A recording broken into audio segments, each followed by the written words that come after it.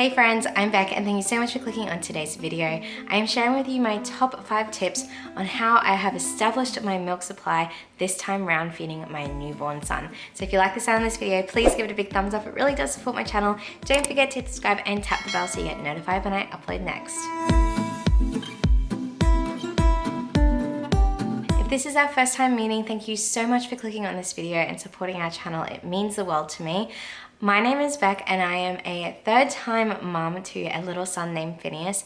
He is currently 7 weeks old, turning 8 weeks in a couple of days.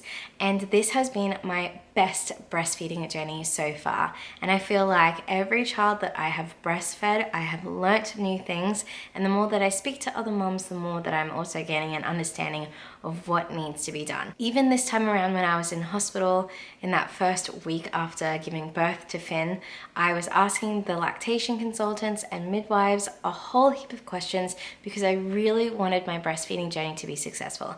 And that is what I'm sharing with you today, is my tips and tricks on how I have fed my bubs in the past, but also what I have learned this time moving forward. Tip number 1 is to be hydrated. So I have bought this sparkly bottle.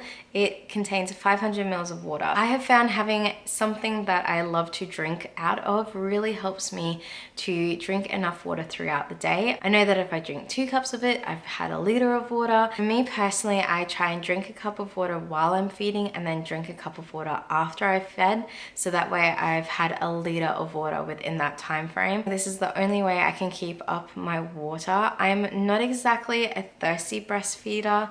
I also have a really weak pelvic floor, so I don't want to drink too much water, only enough to keep up my milk supply. I personally feel like drinking while I feed and straight after keeps my hydration levels up, and knowing that my cup is 500 mils of water really does help me to keep a track of how much I am taking in. My second tip is fenugreek. If you've seen my first 24 hours in the life of a newborn, you would have seen we took this to the hospital because I really heard great things about this herb in getting your milk supply up. The instructions on my packet says to take one 3 times a day, so I take one with breakfast, lunch and dinner, and I feel like this really has supported my milk supply, and it's also a healthy way of doing it.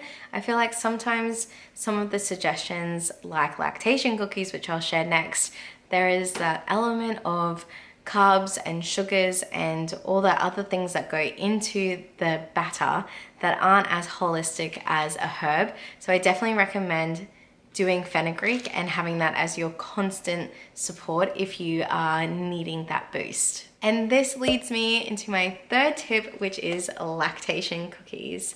If you haven't watched the video, you can click the link in the card above or in the description box below. I share a healthy recipe for lactation cookies. I found that with my second born, that's when I discovered lactation cookies.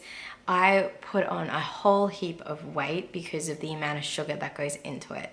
Now I make ones that are dairy and gluten free, and I feel like this helps my gut and it also helps me to manage my weight postpartum. In the first couple of weeks, I would have one for morning tea and one for afternoon tea, or I might have one at supper time, so like around that 10 o'clock mark when Finn was cluster feeding and trying to bring my milk in. These I don't take regularly anymore now that I am 7 going on 8 weeks postpartum. I will bake them if I'm craving a sweet treat or if I need peace of mind, because like at the moment Finn is going through a wonder week, so he is feeding a lot for comfort and for growth.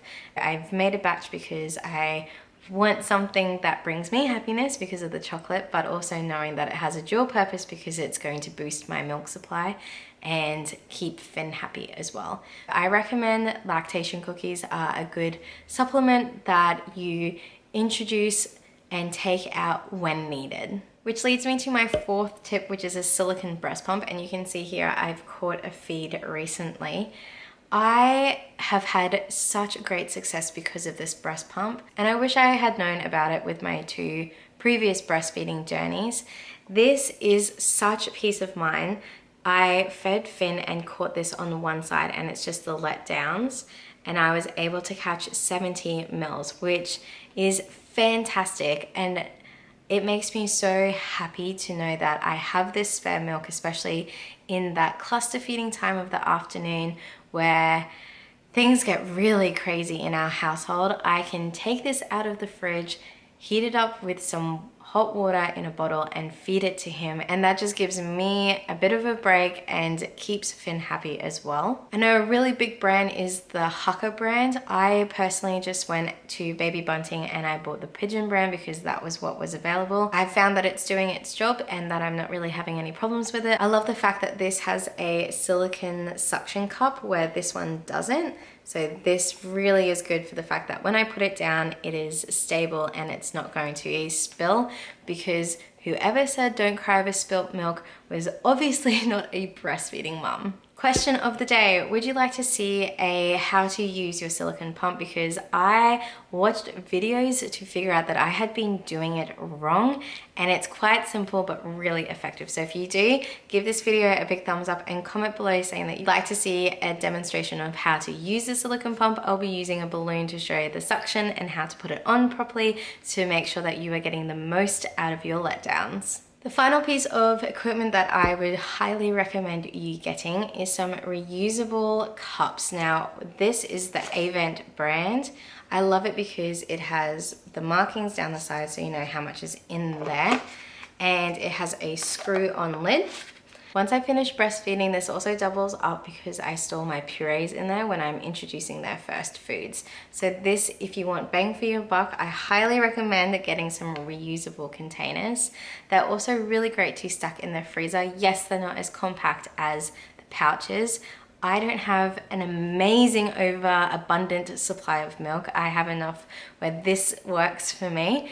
And you can also get the adaptation so that the teat goes straight on top, so you don't even have to use a bottle if you don't want to. So those are my top 5 suggestions on how to increase and establish your milk supply in those first couple of weeks of feeding your newborn. I hope this has helped you if you're searching for answers. Me personally, I struggle with breastfeeding because it is sensorily overloading for me. Knowing that I have breast milk in the freezer and I've had frozen breast milk in there since week 2 has been a great safety net and has given me the confidence to continue breastfeeding even when I found it challenging. In the hospital, they did give me some syringes, which were great because when I did start catching my letdowns, I was only getting maybe 5 or 10 mils. I wasn't getting an excessive amount of milk, and so being able to store it in a syringe really did help me to know that I wasn't wasting a container. But as I keep catching my milk, I'm encouraging my milk supply to increase and to stay consistent, and I always wish that I could see how much milk was coming out for Bub, and I know that it's not the same amount because obviously it's not getting stimulated the same way as Finn would when he actually latches on. But this really does give me comfort to know that I am getting a letdown, and this is the first time in my breastfeeding journey that I have actually felt letdowns, and they are painful for me personally, and I've asked other moms and they've also said that they're not the most enjoyable experience, but I've never felt that before because my milk supply has never been the best. And it makes me wish that someone had just sat me down and given me these tips because they're so easy, they're not expensive, and they have honestly been my golden ticket. Even as a third-time mom, I went to a lactation consultant at 6 weeks because I wanted to get everything checked. Finn's latch is very different to the girls, and I wanted to make sure that he was okay. Being a tongue-tied baby, I wanted to make sure that he had adjusted it to his release well, and there's always help out there. If you are honestly concerned about your milk supply, please get in contact with someone. I will leave in the description box below the link to ABA, which is the Australian Breastfeeding Association.